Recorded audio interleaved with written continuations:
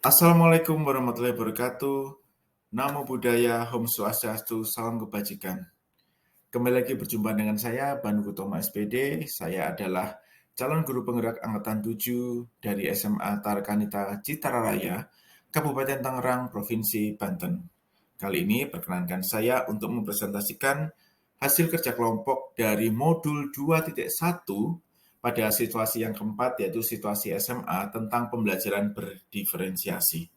Nah, anggota kelompok yang ada di dalam kelompok SMA ini, yang pertama adalah saya sendiri, Banu Kutomo dari SMA Tarakanita Citaraya. Berikutnya ada Bapak Ahmad Syakur dari SMA Negeri 24 Kabupaten Tangerang dan Ibu Fatihah dari SMA Negeri 2 Kabupaten Tangerang. Nah, di dalam situasi yang keempat ini, kita akan langsung masuk pada pertanyaan-pertanyaan dan jawabannya.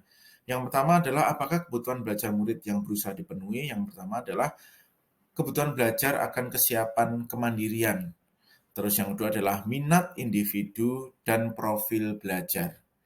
Nah, bagaimana cara guru menentukan kebutuhan belajar murid? Nah, yang pertama adalah melalui sesi diskusi sinkronus dengan kuis tertulis dan jurnal refleksi. Kemudian menciptakan situasi pembelajaran yang menarik perhatian, menciptakan konteks pembelajaran yang dikaitkan dengan minat individu tersebut. Kemudian menciptakan kesempatan belajar di mana murid memecahkan persoalan. Kemudian memberikan murid tantangan untuk membuat paket info digital. Nah, paket info digital di sini bisa kita beri contoh, yaitu bagaimana peserta didik itu membuat tugas sesuai dengan minatnya di bidang teknologi seperti video singkat, kemudian ada poster digital, kemudian ada situs web, kemudian ada rekaman suara, kemudian ada video presentasi, dan sebagainya. Nah, kemudian strategi pembelajaran berdiferensiasi yang digunakan adalah diferensiasi konten.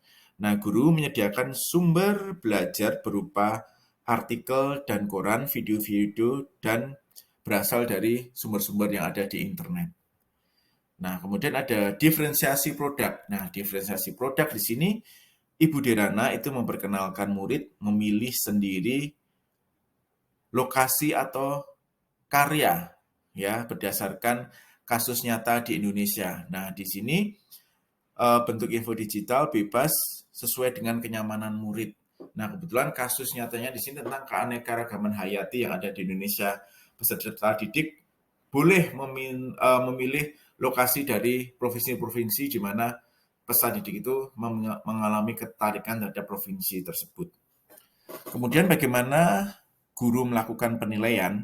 Nah, yang pertama adalah rubrik penilaian yang disepakati bersama, yaitu assessment as learning.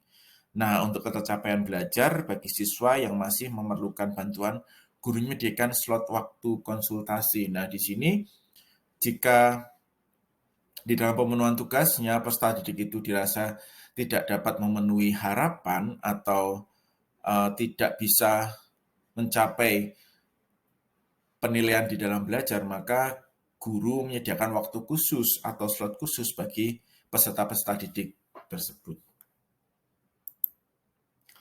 Nah, kemudian di dalam tujuan pembelajaran di sini adalah pembelajaran biologi, di mana ini ada kelompok SMA kasusnya Ibu Dirana, ya. Nah, murid dapat menganalisa berbagai tingkat keanekaragaman hayati di Indonesia beserta dengan ancaman dan pelestariannya.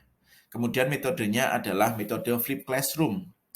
Nah, kemudian ada pre-action di sini. Nah, pre-actionnya adalah bagaimana paparan materi tentang konsep-konsep di dalam pembelajaran ini. Kemudian ada pertanyaan pematik, kemudian ada kuis tertulis yang dibuat oleh Ibu Derana. Kemudian ada jurnal refleksi yang dimana di dalam jurnal refleksi ini akan mengungkapkan ya tentang minat ataupun hal-hal yang disukai oleh peserta didik, dan itu bisa menjadi bahan pemetaan bagi guru.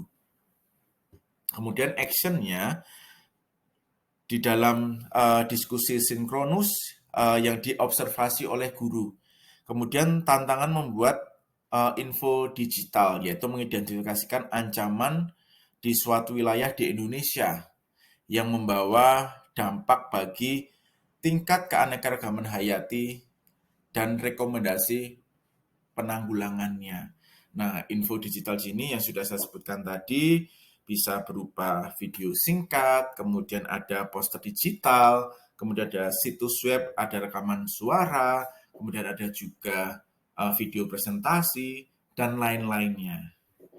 Kemudian diferensiasi di sini info digital yang lokasinya diserahkan kepada murid. Ya, begitu juga dengan bentuknya. Semua diserahkan kepada murid tergantung dari kenyamanan murid dalam membuat info digital tersebut. Kemudian guru menyediakan sumber-sumber belajar berupa artikel dari koran ataupun video-video dari internet, kemudian dari sumber-sumber seperti WH, kemudian dari YouTube, dan lain sebagainya. Kemudian diferensiasi berikutnya, guru dan murid itu membuat rubrik penilaian yang disepakati bersama. Nah, kemudian di dalam kasus SMA ini pembelajaran berdiferensiasinya itu dilihat dari minat, ya, area minat dan pada mode ekspresi. Nah, kita bisa melihat di dalam modul 2.1 Bapak dan Ibu bisa melihat membuka di dalam bagian eksplorasi konsep, ya, di mana pada area minat atau kegemaran itu ada bagian disebut dengan seni yang dibagi menjadi seni rupa, seni fotografi, lukisan dan patung, kemudian ada literatur, ada puisi, prota, fiksi dan non-fiksi, kemudian ada teknologi, dan ada berbagai macam sudah dibagi. Nah, di dalam kasus ini itu bisa diambil kesimpulan area minat atau kegemarannya itu pada bagian area seni dan teknologi. Kemudian untuk moda ekspresinya, nah moda ekspresinya itu adalah lisan, ya, yaitu ada pidato, seminar drama, dan simposium. Kemudian ada rancangan bangun, kemudian ada artistik yang mencerminkan pada bagian grafik, lukis, fotografi, ilustrasi, dan video. Ya. Kemudian prevensi berdasarkan kecerdasan majemuk di dalam kasus SMA ini peserta didiknya itu termasuk peserta didik yang bertipe audio, visual, dan kinestetik.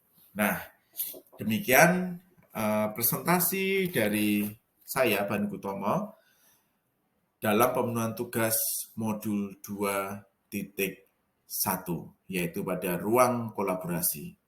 Terima kasih, semoga bermanfaat. Saya pamit undur. Assalamualaikum warahmatullahi wabarakatuh. Om Swastiastu, Namo Buddhaya, salam kebajikan. Terima kasih.